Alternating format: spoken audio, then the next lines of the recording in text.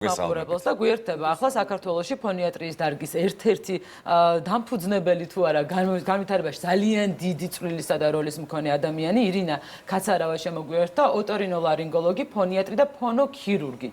დიდი მადლობა სტუმრობისთვის. დიდი მადლობა. პირველი შეკითხვა აუცილებლად უნდა დაგისვათ, იმიტომ რომ ბევრს ხშირად ვისაც ეღლიჩება ხმა.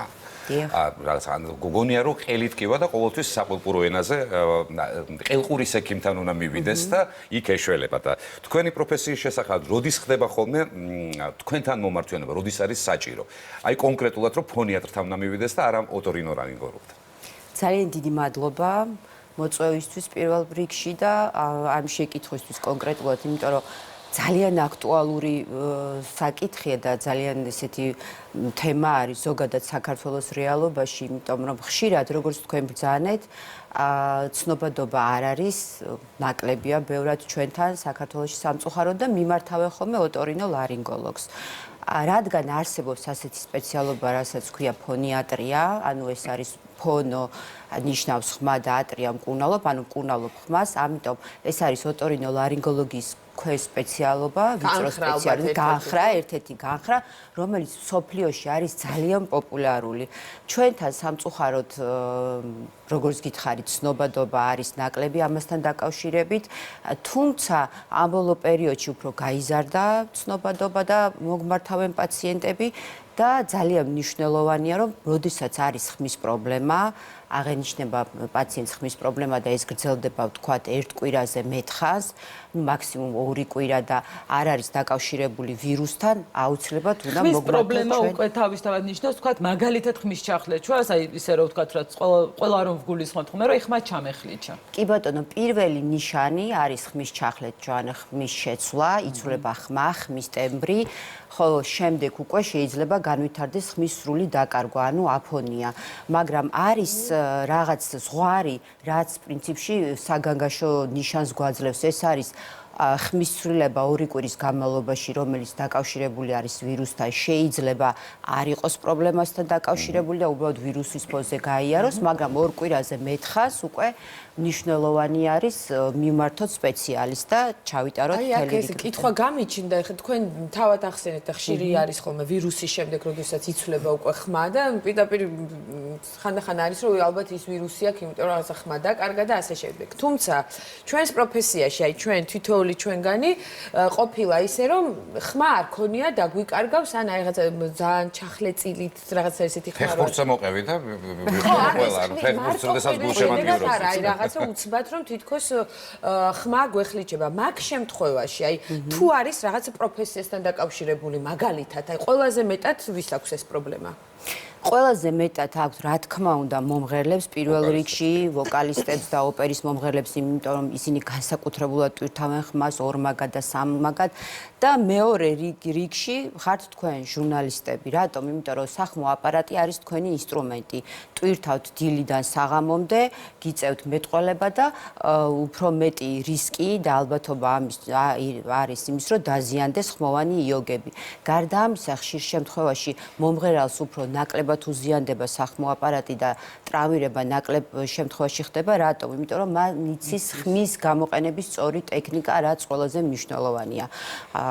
სულ მინდა აღვნიშნო, რომ სიმღერა ეს არის სპორტი და ხელოვნება ერთად, ამიტომ როგორც სპორტს ისე უდგებიან ხშირ შემთხვევაში მომღერლები და სხვათა შორის ევროპის ქვეყნებში არის ის ტენდენცია, რომ ჟურნალისტები, პედაგოგები, ბაღის მასწავლებლები, ასევე ლექტორები კი ბატონო, იყენებენ ხმას როგორც ინსტრუმენტს და ამიტომ ხმას ავარჯიშებენ შესაბამისად. აი ჩვენ ჟურნალისტებმა ამ შემთხვევაში, ვინც მართლა 24 საათიან რეჟიმში ვსაუბრობთ, როგორ უნდა დავასვენოთ ჩვენი ხმის იოგები და მეორე დღისთვის როგორ უნდა მოვამზადოთ?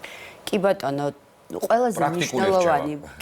ყველაზე მნიშვნელოვანი და მთავარი რაც არის, ეს არის ხმის დატენიანება, უნდა მიიღოთ დიდი რაოდენობით წყალი, ჩაი არა, ჩაი და ყავა არა, იმიტომ რომ ჩაი და ყავა აშრობს ლორწოვ ანგარს და ასევე ძალიან მნიშვნელოვანი არის ხმის ვარჯიშები. უნდა ჩაიტაროთ ხმის სუნთქვითი ვარჯიშები. ფიზიკური ვარჯიშებია თუ არა, ეს არის სუნთქვითი ვარჯიშები, რადგან ხმა წარმოიქმნება სწორი სუნთქვის შედეგად. და ფილტვები ივსება ჩასუნთქვის დროს, შემდეგ ჰაერი ხვდება ხმოვან იოგებს და ის იწყებს ვიბრაციას, ანუ ფონაცია ხმის წამოქმნა ნიშნავს ხმის ვიბრაციას, ხმოვან იოგების ვიბრაციას. მისი ვიბრაციის შედეგად წარმოიქმნება ხმა, ამიტომ ყველაზე მნიშვნელოვანი არის გაღვიძების თანავე, თუნდაც საშხაპეში, თუნდაც საჭესთან გაახუროთ ხმა, სუნთქვითი ვარჯიშები აკეთოთ და შემდეგ უკვე ვარჯიში თუ შეიძლება. როგორ უნდა ვისუნთქოთ? კი ბატონო. დაგაკვირდებით და დავიმახსოვრეთ. ხედავთ საჭესთან და მოვდივართ ტელევიზიაში. კი ბატონო. პირველ რიგში ვსუნთქავთ ცხვირით აუცილებლად და არაპირი და ამიტომ ზედა სასუნთქი გზები ძალიან მნიშვნელოვანია რომ გქონდეს ჯამთელად, ცხვირი, დანამატი წიაღები, რადგან ცხვირი და ცხვირის დანამატი წიაღები, ეგრეთ წოდებული ჰაიმორის წიაღი, ფრონტალური წიაღი და ასე შემდეგ იღებს მონაწილეობას რეზონანსიაში, ანუ ხმის გაძლიერებაში, ამიტომ მნიშვნელოვანია ცხვირი გქონდეს თავისუფალი. უნდა ჩავისუნთქოთ ყოველთვის ცხვირით, ღრმად ავავსოთ ფილტვები და მუცელზე დავიდოთ ესე ხელი, რომ გამოიბეროს მუცელი, კი იმისთვის რომ დიაფრაგმა აიწიოს ზემო და ფილტვები აივსოს და მერე ვიწყებთ ეს ასე. ჩავისუნთქოთ, გამობეროთ მუცელი და დავიწყოთ. სანამ ბოლომდე არ დაიცლება ჰაერი. კი ბატონო, ეს ჩემთვის ახლობელი თემა არის, იმიტომ რომ თეატრალურ ინსტიტუტში ამის ვარჯიშები ასევე შეგვიძლია ბგერაზე გავაკეთოთ, იგივე ჩავისუნთქოთ და ბგერაზე გავაკეთოთ და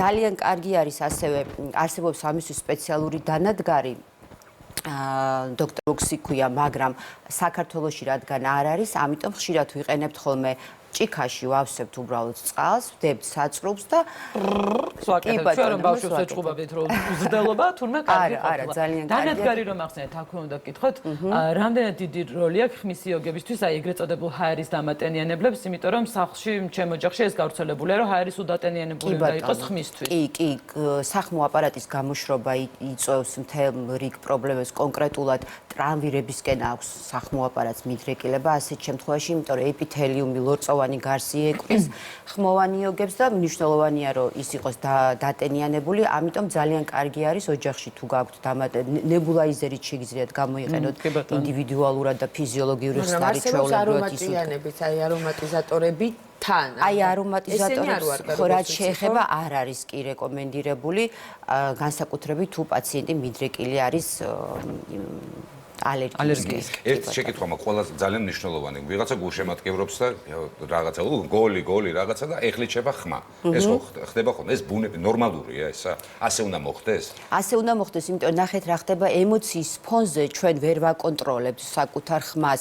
ეხლა ემოციის ფონზე ტვინი ფაქტიურად არ ერთვება ამ ყვირილის დროს და ჩვენ ვერ ვსუნთქავთ სწორად, ამიტომ ხდება ტრავმირება სახმოვანს. ნახეთ რა ხდება, შეშუპება ხდება მექანიკურად. ეს იგივეა თქვათ ვარჯიშის დროს რომ დავიზიანოთ ან კუნთი თქვათ ან მოჭერილი ფეხსაცმელი როდესაც გაცვია და იქ ჩდება პატარა მაზოლივით ასე რომ ვთქვათ და შეიძლება განვითარდეს შეშუპება თუ ამას ყურადღება არ მივაქციე და არ ალაგდა 2-3 დღეში ყველაზე მნიშვნელოვანია ასეთ დროს ხმის რეჟიმი უნდა გავჩუმდეთ მაშინ ძალიან მნიშვნელოვანია მივმართოთ ექიმს ჩავიტაროთ სპეციალური კვლევა არსებობს ამისთვის და ზუსტად ამ ნიშნითაც განსხვავდება ოტორინოლარინგოლოგი ოტორინოლარინგოლოგ ფონიატრის გარო ეს დიაგნოსტიკის მეთოდი რომელიც არსებობს ფონიატრიულ პრაქტიკაში ძალიან მნიშვნელოვანია ანუ ხმოვანი იოგების ვიბრაცია ხდება კამერის მეშვეობით ხორხის ვიდეოსტრობოსკოპიული კვლევა არის უყურებთ სპეციალური ენდოსკოპია როგორი იხევა იოგები იმიტომ ხმოვანი იოგების ვიბრაცია არის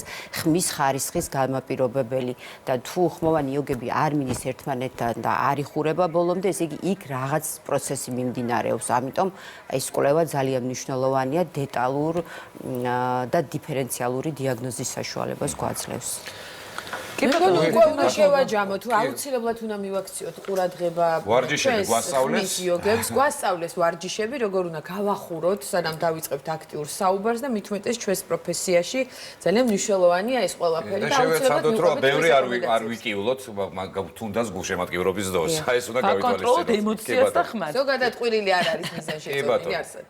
კეთახმით.